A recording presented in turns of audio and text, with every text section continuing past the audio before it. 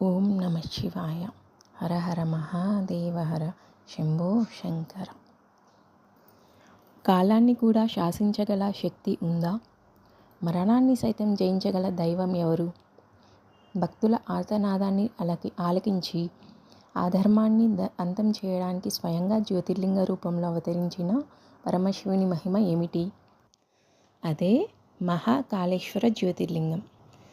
భారతదేశంలోని పవిత్రమైన ద్వాదశ జ్యోతిర్లింగాలలో మూడవది.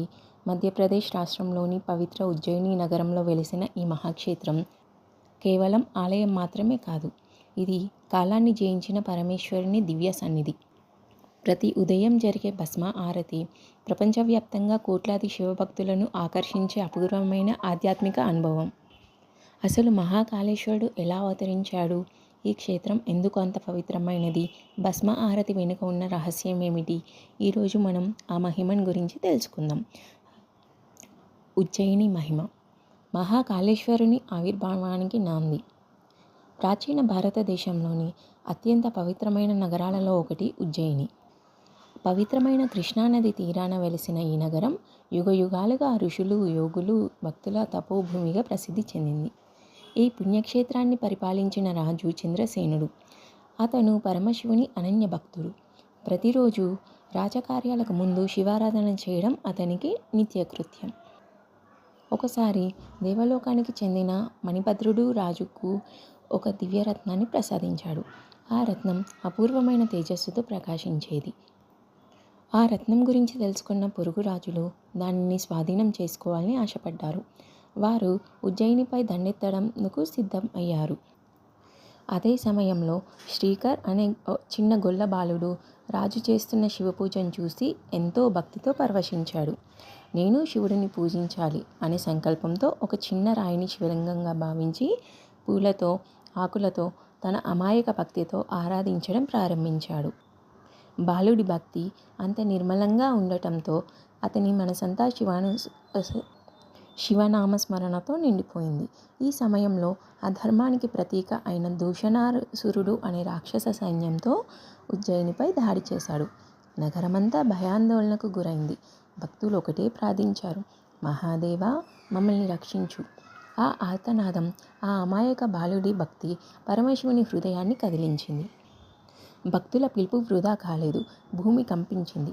ఆకాశమంతా ఓం నాదంతో మార్మోగింది. దివ్యజ్యోతి భూమి గర్భం నుండి వెలువడింది. ఆ క్షణంలో కాలాన్ని శాసించే మహాకాలుడు ప్రత్యక్షమయ్యాడు. తర్వాత ఏం జరిగింది?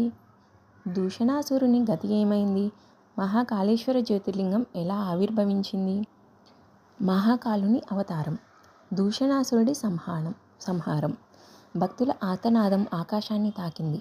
శ్రీకర్ అనే బాలుడి నిర్మలమైన భక్తి పరమశివుని హృదయాన్ని కదిలించింది. ఆ క్షణంలో భూమి కంపించింది. దిక్కులన్నీ ఓం నమ శివాయ అనే దివ్య నాదంతో మార్మోగాయి. భూమి గర్భం నుంచి ఒక అద్భుతమైన జ్యోతి స్తంభం ఆకాశాన్ని చీల్చుకుంటూ వెలువడింది. ఆ జ్యోతి మధ్యలో స్వయంభూగా పరమశివుడు మహాకాలుని రూపంలో ప్రత్యక్షమయ్యాడు. జటాజూటం అగ్నిజ్వాలల వలె ప్రకాశిస్తోంది. మూడో నేత్రం సూర్యుడి కంటే ప్రకాశవంతంగా వెలుగుతోంది. కంఠంలో నాగాభరణం, చేతిలో త్రిశూలం, ఢమరుకనాదంతో విశ్వం కంపిస్తోంది. దూషణాసురుడు తన రాక్షస సైన్యంతో మహాకాలునిపై దాడి చేశాడు. కానీ మహాకాలుని ఒక్క గర్జనతోనే రాక్షస సైన్యం వణికిపోయింది. అనంతరం పరమశివుడు తన త్రిశూలాన్ని ప్రయోగించగా దూషణాసురుని అహంకారం క్షణాల్లో భస్మమైంది. అధర్మం నశించింది. ధర్మం విజయం సాధించింది. ఉజ్జయిని ప్రజలు ఆనందంతో హరహర మహాదేవ అంటూ భూమి నిండా నినదించారు. రాజు చంద్రసేనుడు, శ్రీకర్ బాలుడు మరియు అక్కడ ఉన్న ఋషులు పరమశివునికి నమస్కరించి ఒక ప్రార్థన చేశారు. ప్రభు, యుగ యుగాల పాటు ఈ పవిత్ర క్షేత్రంలో నివసించి భక్తులను కాపాడండి. భక్తుల కోరికను మన్నించిన పరమేశ్వరుడు అక్కడే మహాకాళేశ్వర జ్యోతిర్లింగం రూపంలో శాశ్వతంగా కొలువుతీరాడు. అప్పటి నుండి ఉజ్జయిని కాలాన్ని కూడా జయించే మహాకాళేశ్వరుని పవిత్ర క్షేత్రంగా ప్రపంచవ్యాప్తంగా ప్రసిద్ధి చెందింది. భక్తి ముందు అహంకారం నిలువలేదు.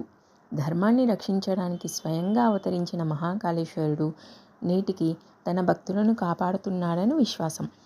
కానీ మహాకాళేశ్వర ఆలయంలో ప్రతిరోజు జరిగే భస్మహారతి ఎందుకు అంత విశిష్టమైంది? ఈ ఆలయంలో దాగి ఉన్న మరిన్న ఆధ్యాత్మిక రహస్యాలు ఏమిటి? తెలుసుకుందాం మరి ఒక ఎపిసోడ్లో. ఓం నమ శివాయ. హర హర మహాదేవ హర శంభో శంకర.